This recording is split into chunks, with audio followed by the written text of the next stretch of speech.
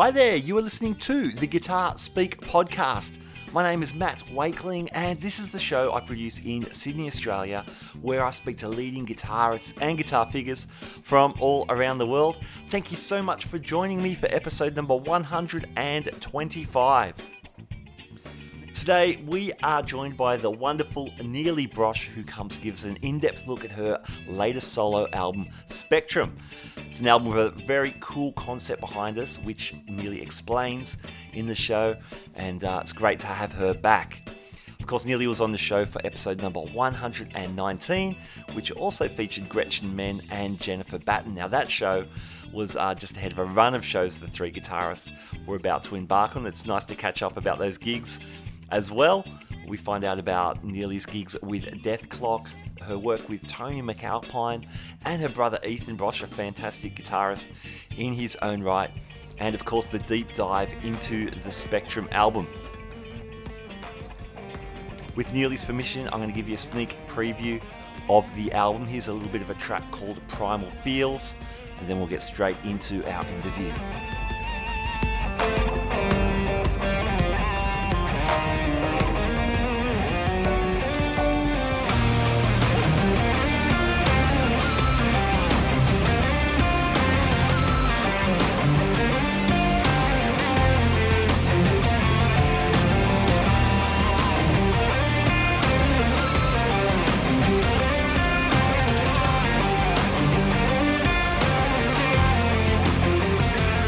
Nili Brosh, welcome back to the Guitar Speak podcast. Thanks for having me, Matt. How are you doing? Yeah, doing well. Thank you. Thanks for coming back. Last time we spoke was just a bit over a month ago, I guess. We were talking with Gretchen Menn and Jennifer Batten as well about your run of shows. That was that ended up being a great podcast. Yeah. And it's very cool to have you back to talk about your new album, which is just about to drop, and lots of other great stuff going on with you. Hey, I saw some videos of the Batten Menn Brosh gigs. It looked amazing. Tell me about that. Thank you. Yeah, we ended up having, not that we thought we wouldn't, but we ended up having such a great time. Like, for us, it was just kind of like, let's get together and see if we all like each other, like playing together and hanging out, and at least from my perspective, it was kind of like such a love fest, like just all our friends together doing this thing together, and it was great. We're really grateful for the support of the people that showed up and hung out with us and and talked with us afterwards, and it was a really, really great vibe, and we're really hoping to do more stuff soon.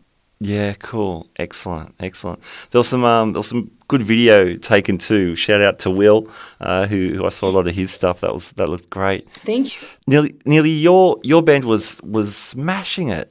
That was so good. Thanks. It was so good to see you in a live context doing your own stuff.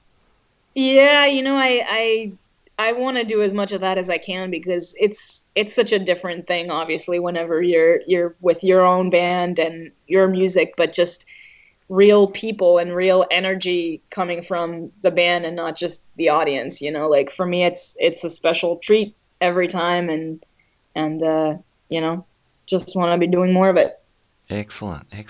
Now you pretty much ran from that gig straight into the Dethklok gig, which was a great show. The Dethklok, for people who don't know, I guess it's Brendan Small's band. It started as a fictional band for Adult Swim, if I'm recalling that correctly, and it's ended up being a live band as well. Brendan's singing, and you were filling in for Mike Keneally.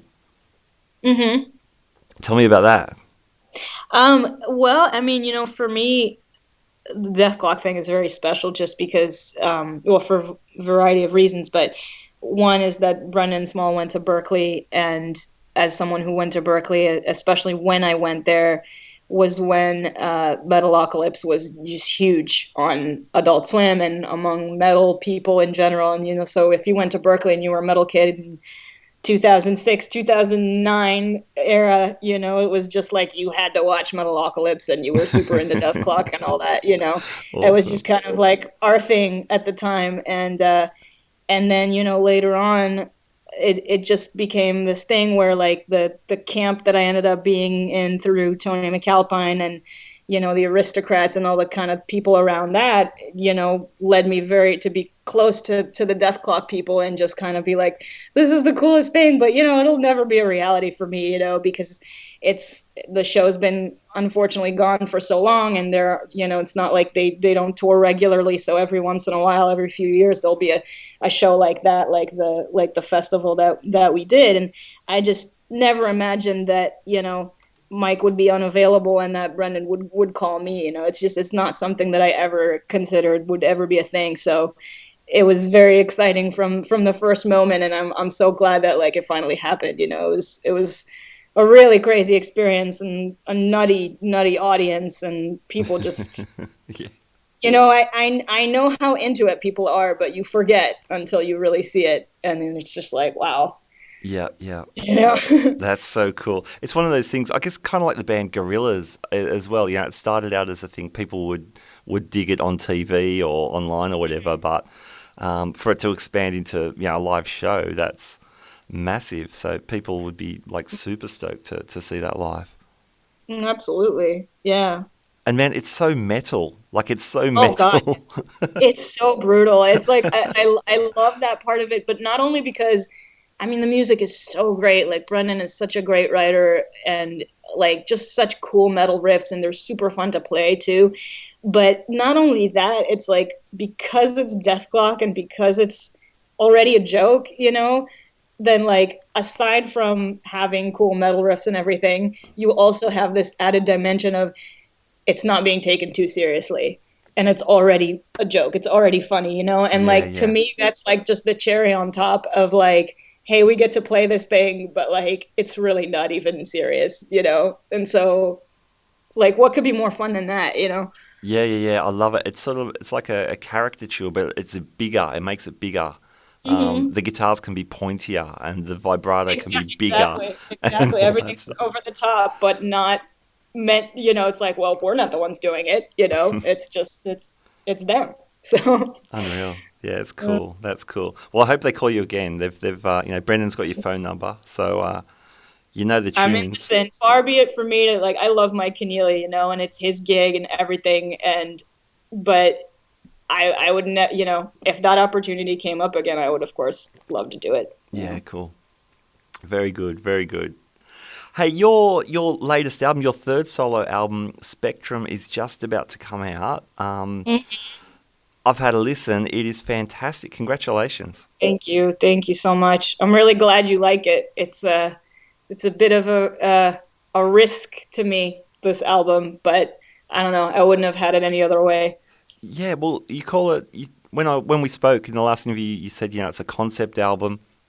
Now, concept albums are usually around some sort of narrative, which is really cool. But yours is more set around a musical concept, a musical progression. Right. Can you explain the overall idea behind it?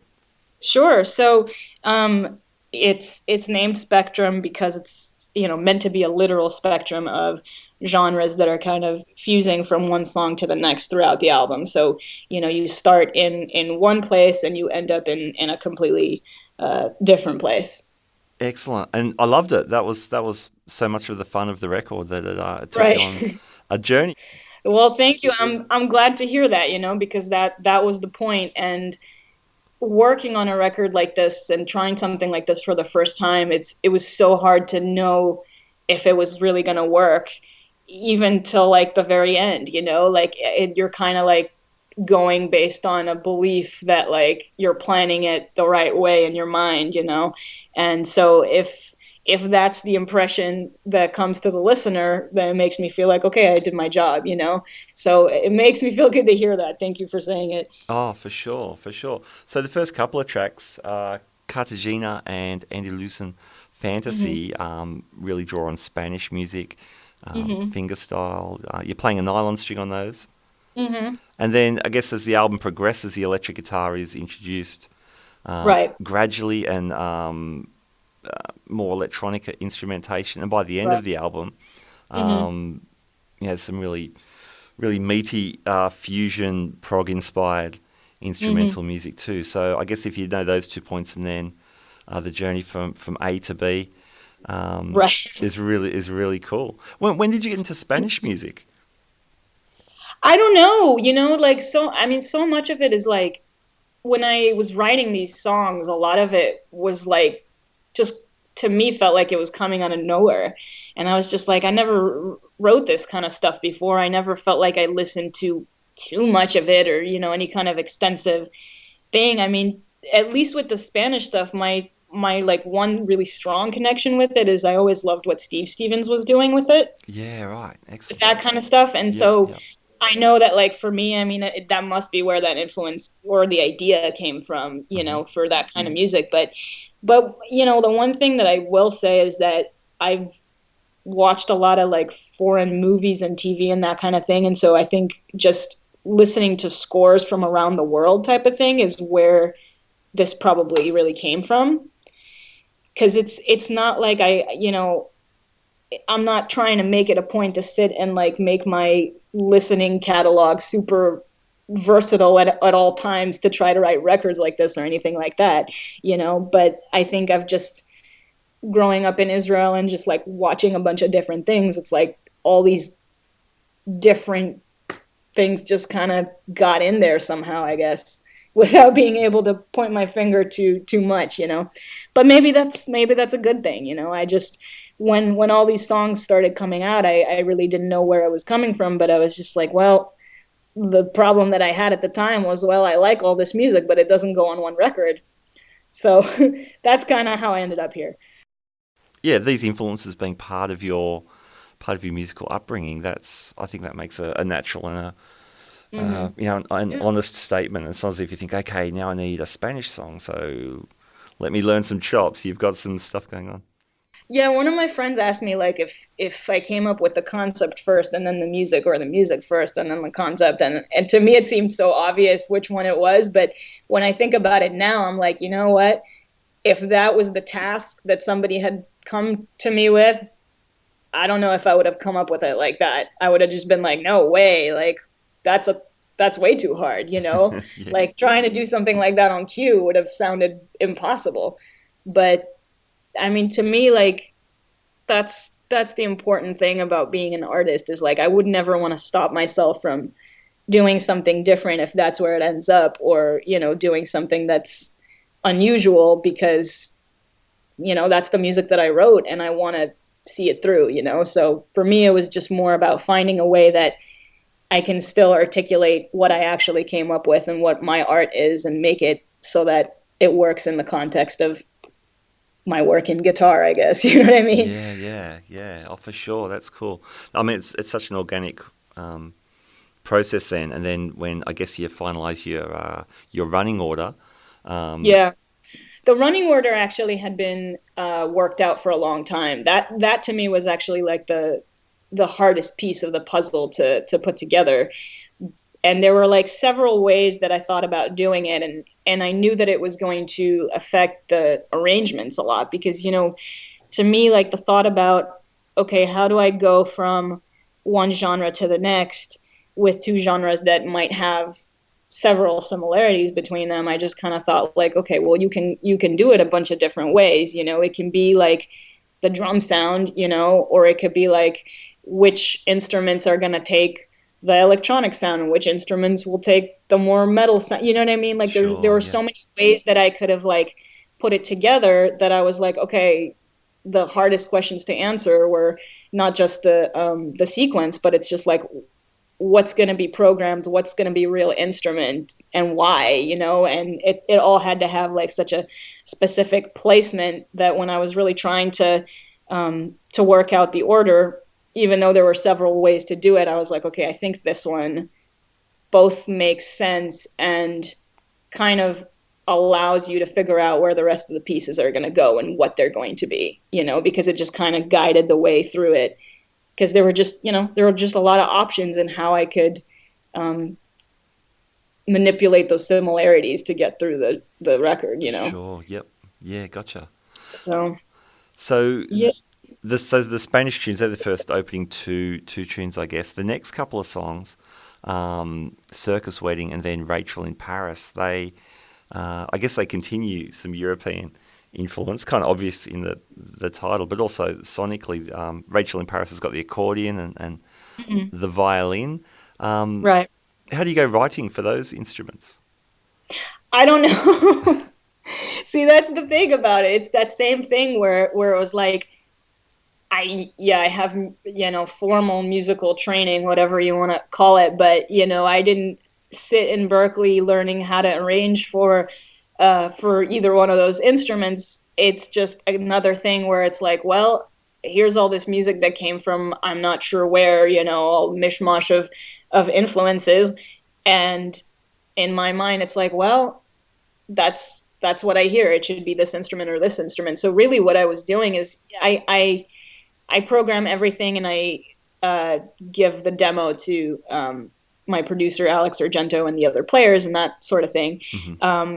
And just all I could really go by was just telling the violinist and the accordion player, like, look, I don't know your instrument. I don't know your ranges that well. I was going by instinct and just kind of like listening to what's in my head.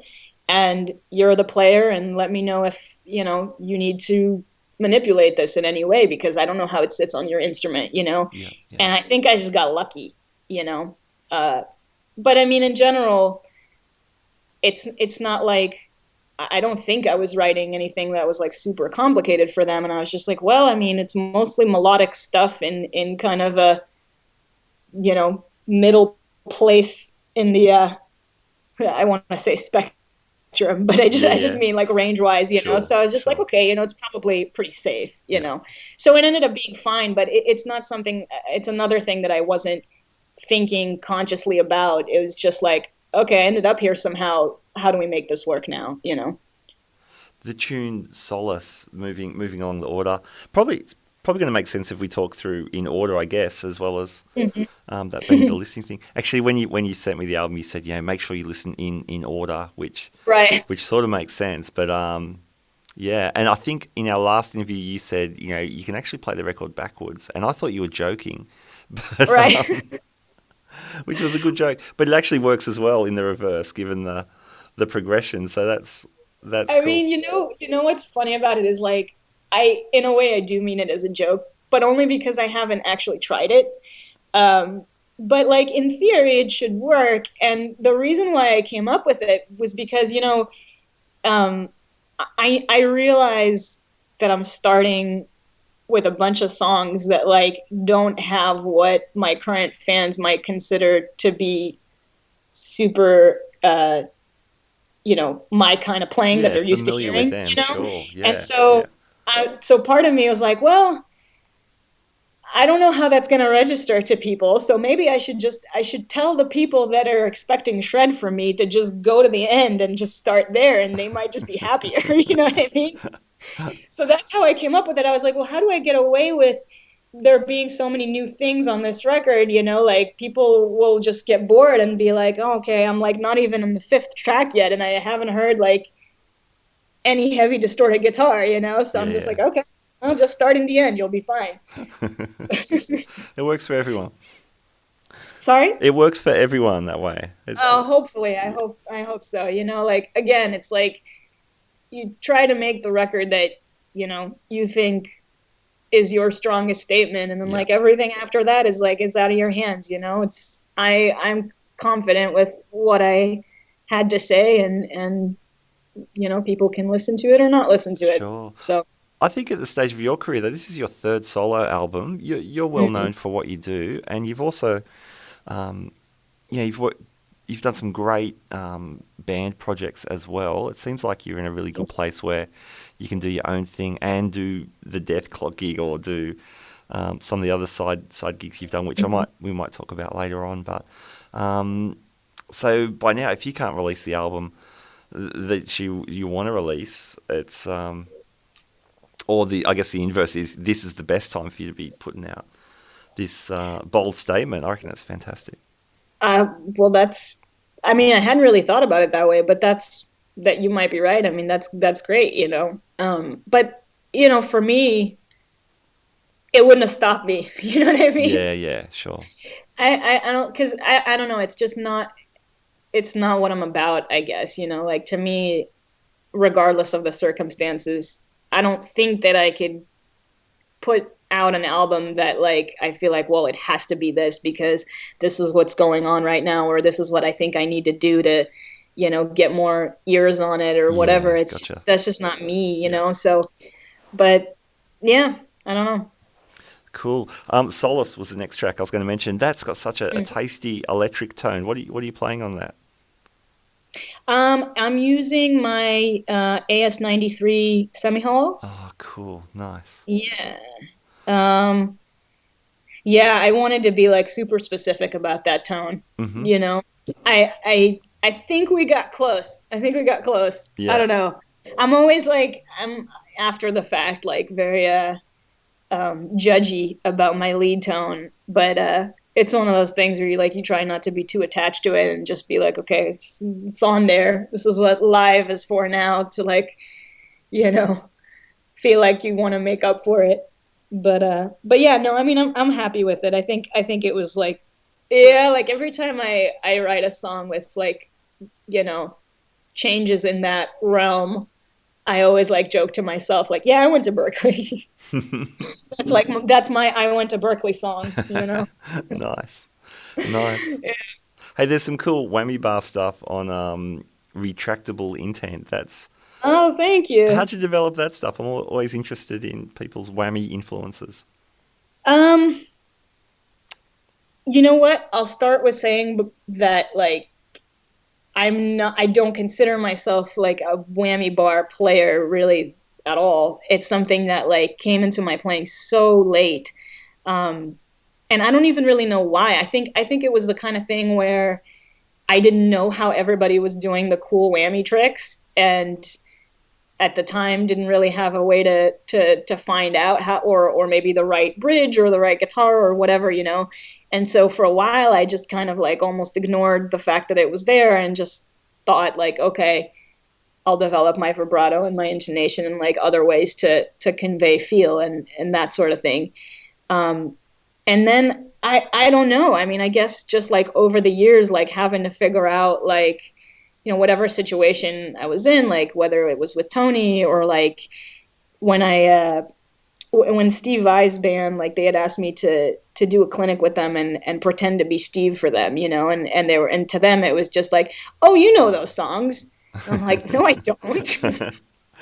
Sweet of you to assume, but no, so sometimes it's being in the situation where it's just okay, now I have to learn how to do this.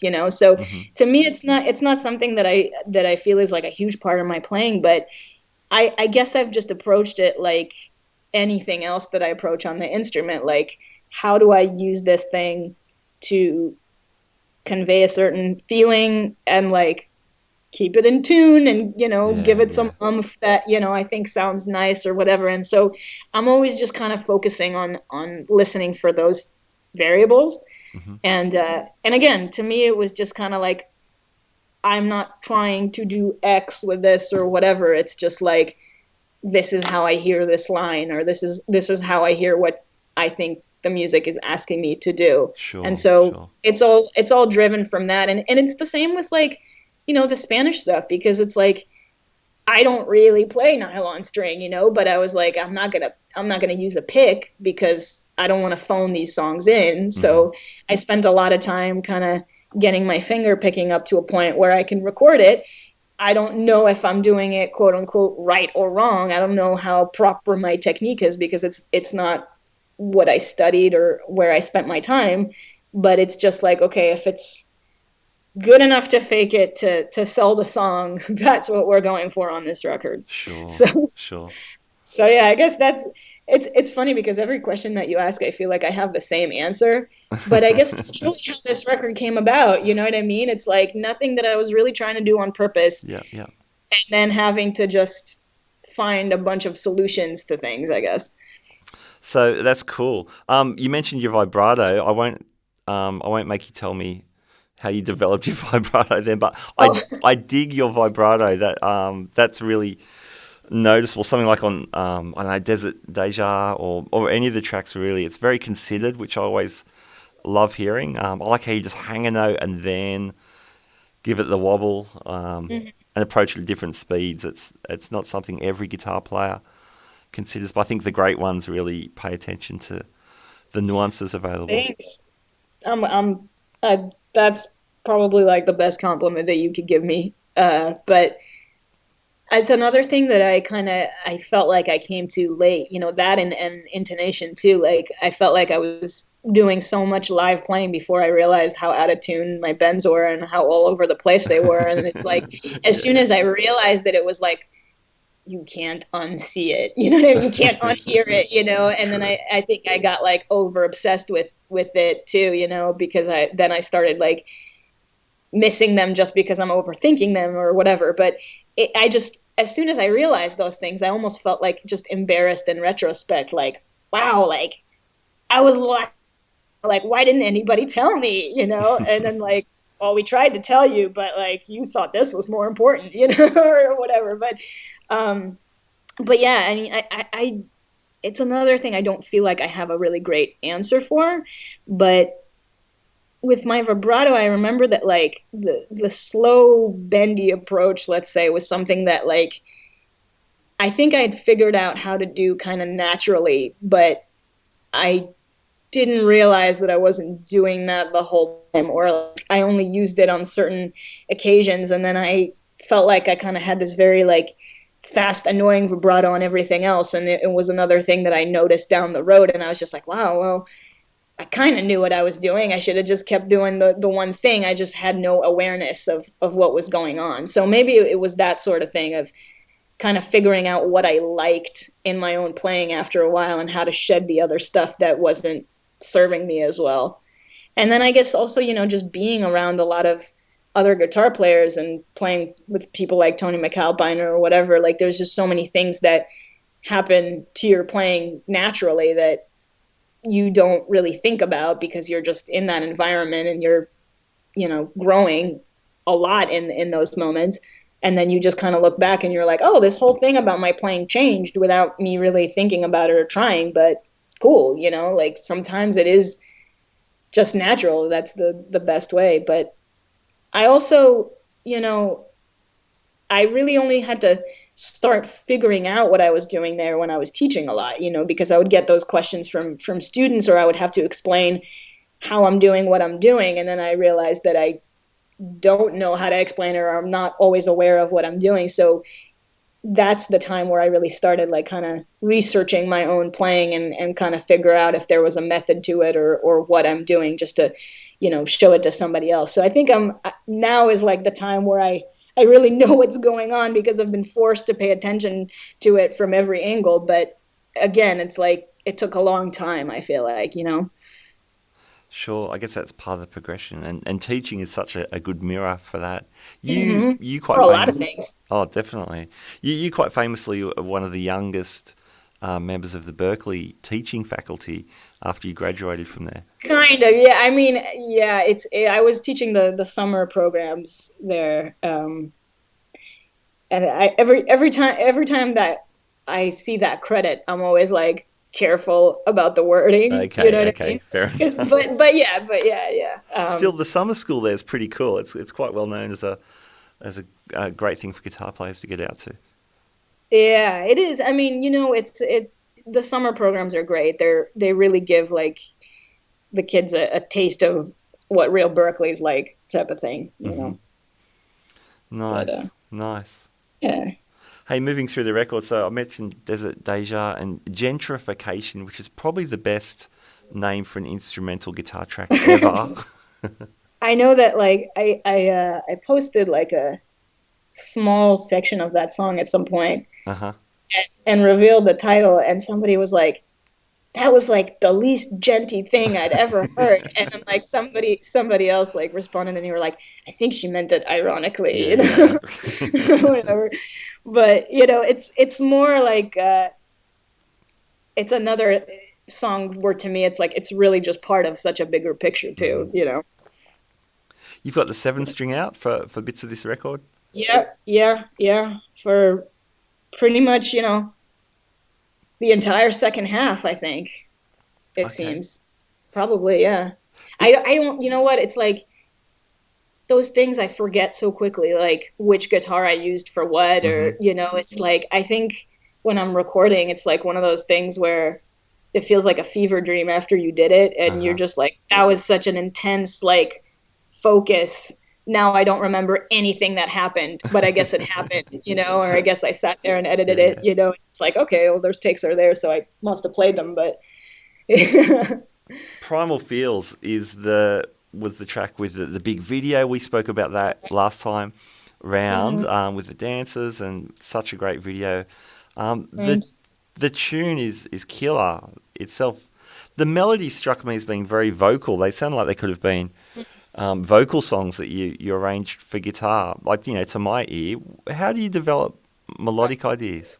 Nowadays, obviously the hope and the ideal is that, I'm gonna hear it in my head and it's just gonna, uh, you know, I'm gonna build the rest of it around it. But and that's how this most of this record, if not all of it, really kind of happened, which I'm really happy about. But it took until my third album to really like put that to super good use. But what I did a lot with my last album, with The Matter of Perception, is that, I mean, I think that was the goal with that. To me, it's always like I always want the melodies to seem more vocal than they are, I guess. Hmm. But I just felt like it wasn't working with the last one as well as I had wanted to. But what I was doing a lot of that at that point was researching a lot of melodies that I'd liked, and like I kind of made this list of songs I wish I wrote, kind of thing. Uh-huh. And then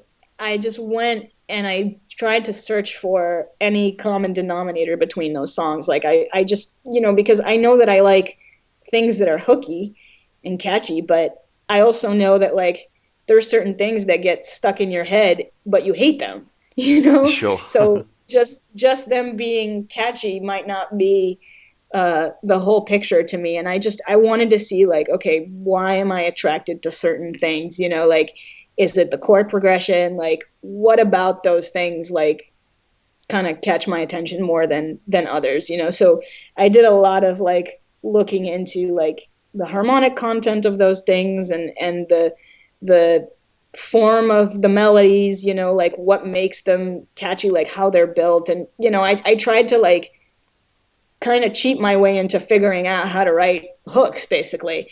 And it doesn't really work. You know what I mean? It's one of those things where it's like you understand maybe how to do it uh, intellectually, but it doesn't mean that you can do it. Like you can understand how somebody's riding that bike, but you have to get on the bike and figure out how to ride it. So Do it yourself, I yeah. think it was like one of those things where I learned a lot from it, and it gave me a lot of like troubleshooting ideas and ways around things, and a greater understanding of how things are put together. But I still had to like fight my way through practicing it, through my last records, until I got to the point where like more stuff was coming out, and this time I was like happy with it, Hmm. because all the stuff on my last album, I just felt like I was forcing into place, as hard as I could. So yeah, I really tried to stay out of this album's way, so to speak. What kind of tunes are on your hook expedition? What stuff do you listen to? Um, I don't know what it was like, kind of all over the gamut. Like it had a bunch of Disney songs in them, Uh-huh. and like pop music, and but then it had like Manhattan by Eric Johnson, and things like that. Sure. Yeah.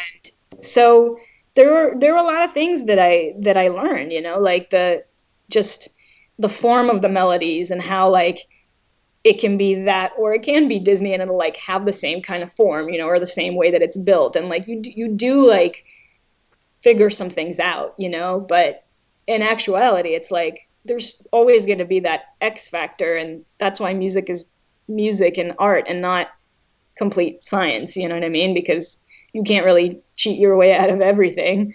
It still has to be art. So, Sure. Sure. you know. One fun little bit of ear candy for guitar players in at the end of Primal Feels, there's just that solo guitar lick. Mhm. So you get a good idea of your tone outside of the Right, track or separate from right, the actual right. track. Man, there's a lot of mid-range in there, which totally makes sense for it to scream over all the other instruments. But it's cool to hear that isolated. Yeah, I'm glad you like it. Thank you. I always, God, I get so insecure when it's isolated like that. I'm just like, oh my God, is that what my tone really sounds like? No, no, I feel you though. It's always context is king. Yeah, sure, for sure. What were you tracking electric guitars through, like I amps was wise? using my PVJSX head Mm-hmm. and with an Ignitor Tourmaster cab. It's a 2x12. Um, and then I used the EP booster pedal in front to just kind of round out the tone. I actually I mean, it's got one knob and it's dialed all the way down Yeah, because yeah. I'm not looking for like a gain boost or anything. It's just adds this like character to the tone that really kind of rounds it out and makes it big and full and nice. So um, that's kind of my always on pedal for that. Uh-huh. Cool, cool. That's great, great tone. So you're using the JSX for you're using the drive channels as well for your big Yeah, lead sound. yeah. I mean, I used it for all the guitars. Well, I mean, except for the nylon string, but like all Sure. the electric guitars, yeah. Yeah, awesome, awesome. Now I know we've talked about you using your head rush live. Did that Right. make it to the record at all? I thought that it might, but even some of the stuff for, more of the electronic stuff like gentrification or whatever, like a lot of what happened was I built the sounds on the head rush first and kind of figured out what I'm going for. Mm-hmm. And then I actually like went back to the JSX and then used the whammy pedal on a lot of that stuff. So I kind of like rebuilt what I was doing on the head rush uh, in a more of like a tangible, actual pedals and gear way, just to keep the consistency of how I was recording everything and just the colors of the tones and stuff.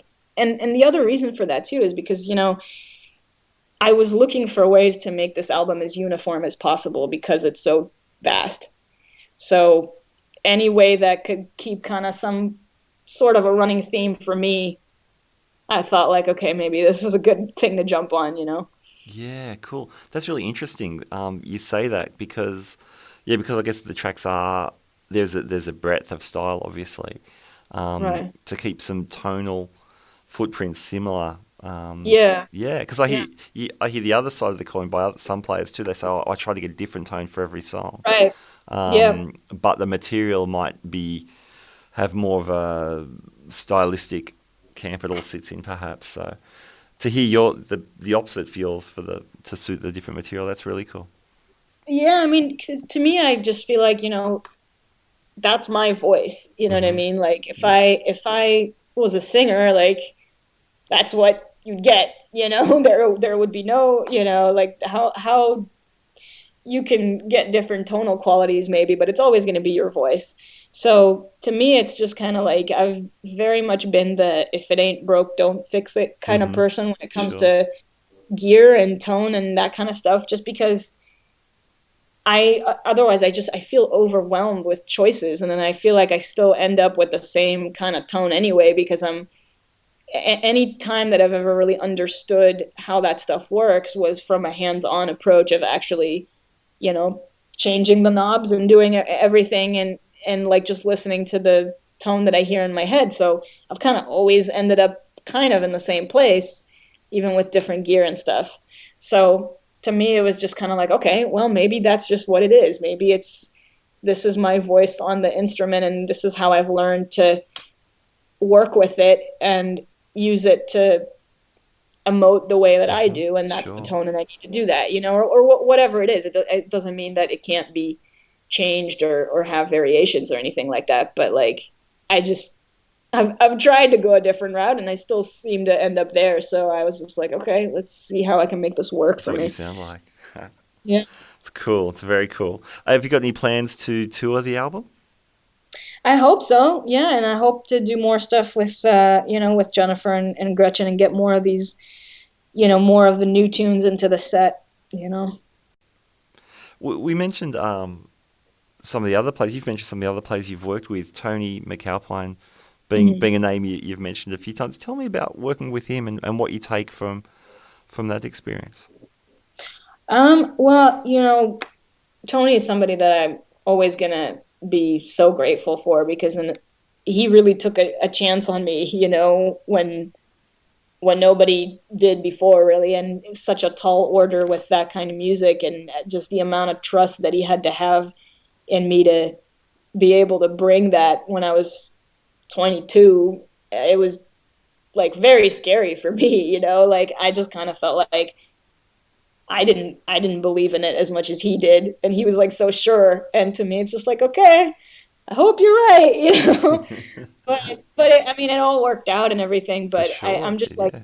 I'm so grateful to him for that because I wouldn't have pushed myself as far, like he saw something that I couldn't see at that time. But it's just kind of like I said before, like when you're around that level of musicianship, you're in that situation where you have to sink or swim, so even if you feel like you're not doing super well or whatever, like when you're doing it enough, you just get better just because you're there.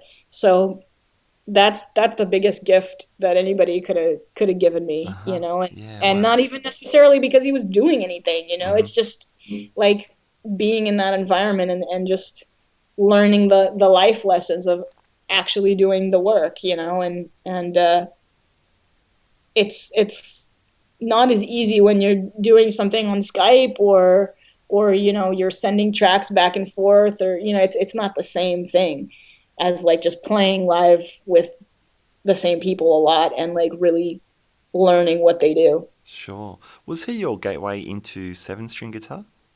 Yeah, actually, that's a really um, it's it's great that you noticed that. Like most people have not come up with that, but yeah, I mean, that's the instrument that I needed to audition for him. Oh, And wow. Yep. he was like, well, I mean, he was saying like, oh, just it's okay, like just use a six and like transpose everything like an octave up or whatever. And I like started trying to do that, and I was like, oh my God, like this is this is so much more confusing this way, and like seems like double the work, and it's just like you're working extra hard to make something sit in a way that it's not meant to, so it's just kind of like you're just forcing the puzzle pieces. But Sure. so I realized, I'm like, okay, let me borrow a seven string from a friend and like play this the way it's supposed to be, and then like pretend that I'm not looking at the thing so I'm hitting the right string and all that.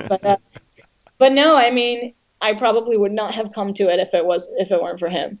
Uh-huh. And then it just became my instrument, and became so natural to me visually and every other way. And then it was everybody else that kind of started calling me like, oh, Nili Brosh is a seven string player or whatever. And like to me, I never even thought of it like that. I was just like, well, here's a gig and here's the instrument that I need for the gig, and that's what I'm doing right now. And it's gonna affect my music and influence it in ways, but it doesn't mean that this is now what I am, for good or whatever. I still, I'm a guitar player, so of course I'm going to be playing six string. And then everybody acts so surprised when they see me with a six string. I'm like, wow, I didn't think it was such a big deal. But Yeah, yeah, man. I own some of yeah, those too. That's what you're saying.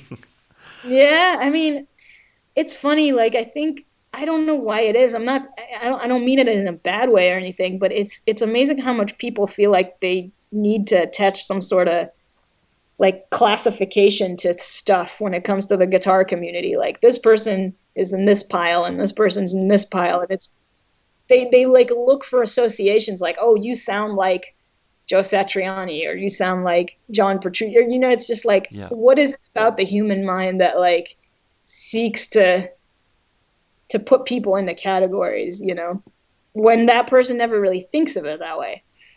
Yeah, totally. That's such a good point. And I don't know, maybe it's the visibility thing. People remember you.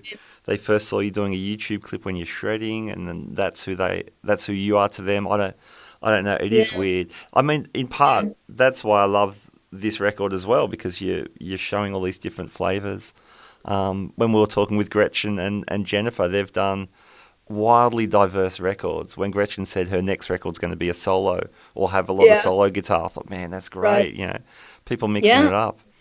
I mean, on the other hand, ACDC have made the same record for 40 years, and that's okay too. That's great. Absolutely. Um, Yeah, I mean, I think there's nothing wrong with like sounding like yourself. mhm. Like I'm never one to complain about the bands that have made the same record over and over because that's who they are and that's what they should be doing. You know what I mean? Like if it's still good, you can't I can't argue against it. You know what I mean? So I'm not one of those people that have a beef with that or by any means, and Sure.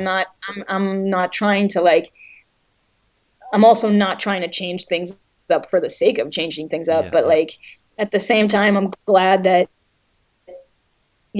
we care about, growing as artists and that's how we end up there. I mean, Gretchen is somebody that I'm like, I'm not saying like I can speak for her, but I know she would agree with me on this point, so I'll include her in it. But Hmm. like, it's something that we've related on a lot and have talked about, and it's just that kind of thing where it's like, well, if you end up in that place because you're just trying to get better, then at least it's an organic way of ending up there and not for any intention like, I need to be different or I need to do this or, whatever. So, I mean, that's what we need, if the guitar art form is gonna see the light of more days, that's where we need to go, right? I mean, people have to be doing new things to keep people engaged and interested. Yeah, 100%. Hey, I recently heard your brother Ethan doing a guest solo on Michael Sweet's latest Oh record. yeah, I spoke to yeah, Michael Sweet about that. He was digging Ethan's playing. Tell me nice. about tell me about your relationship with him because you've gigged together. Obviously, he's your brother. Right. What's the age difference between you guys? 9 years. Okay, so when Yeah, when you got into guitar, he was already a fair way along, I guess. yeah, yeah. I mean, he's the reason that I wanted to play guitar and everything. I always loved music, but growing up around him and my older brother, we were a fam. We were four kids, so there's two brothers that are older than him as well. But Okay. just being around the kinds of music that I wouldn't have otherwise probably if I didn't have older brothers. So it's without Ethan, I would not have ended up at least in this genre. Hmm. If with guitar at all, which probably not. But yeah, I mean, it was always helpful. Like every step of the development that I went through, whether I was in high school or college or, it was like so helpful for me to know that like somebody else had gone through the same thoughts and same doubts and same kind of thing. Um, and if I didn't have that place to go to ask or get the example from or the advice from, I mean, I think I would have been like, quite frankly, much more lost. So I'm definitely grateful for that, and that's not everybody's story. I'm aware of that, but I was lucky to always be around it and have kind of like a background understanding in the art of a shred guitar, I guess. It was helpful. Excellent, excellent. Um, you've a couple of years ago you did the Cirque du Soleil Michael Jackson thing. That that looked intense because you were doing like show after show, and it's Oh God, yeah, eh, 10 shows a week. 10 shows a Yeah, week, and it's obviously you're yeah, just on stage rocking out. There's choreography, there's crazy yeah. There's costumes, a lot and of stuff going on. Yeah. what do you take from that into your own Nili Um, Brosh career? you know, I think much like many things in this interview, it's like so many things that show up that I wasn't thinking about. Like, of course, like that kind of gig, like it's so much about the stage presence and that kind of thing. And when you're doing that many shows, you're so on autopilot. You're not really thinking about it that much anymore. Hmm. And so you think you're going to go back and like play your other stuff and you're just going to stand there the same way that you did before. And like, you don't really. And it's just, you're not even really trying anymore. Like, it may not look exactly the same as like throwing down on that gig, but it's like, it just changes how your body reacts to those situations, I guess, So that kind of stuff feels a lot easier to me than it did before. Of course, taken into a context of like technically challenging music all the time, you're again probably not going to go as hard, but like it's I don't have like the same view on it that I did before, like I can feel looser on stage and not even think about it just because I've done like 700 shows with them, so it's like just don't think about it anymore. And nearly 2019's been pretty amazing for you. What does 2020 look like? I don't know. I don't know. I mean, I want to be doing as much stuff with my music as I can, and be open to other things. I don't know. I mean, I feel like I've done a lot of stuff that's kind of all over the place in a way, and a lot of times that is what keeps me happy. I don't want to get bored and that kind of thing. But my one, and this is like on a total personal note, but like my difficulty with jumping in and doing different gigs is that like I get attached and then I'm the only person like leaving right away. You know what I mean? Okay. So just from like a personal level, like I really want to find a sort of gig home that's more longer term for me, both musically and also like from a camaraderie standpoint, Yeah. So that's, those are things that like, you don't know when they're going to happen or how they're going to look or who it's going to be with or anything like that. So I, just try to keep kind of an open mind and open approach to that because I love people and my peers. And I think it could look a variety of different ways, but I just, hope for something a little bit more kind of a permanent home along with my solo stuff, which is already kind of, I'm lucky that I have a band that I love and everybody's, we're all friends and we all like each other outside of it and everything too. Mm-hmm. So that's, one piece of the puzzle that's a big one for me, but I would love to find the other one as well. Yeah, wow. I love that you mentioned that.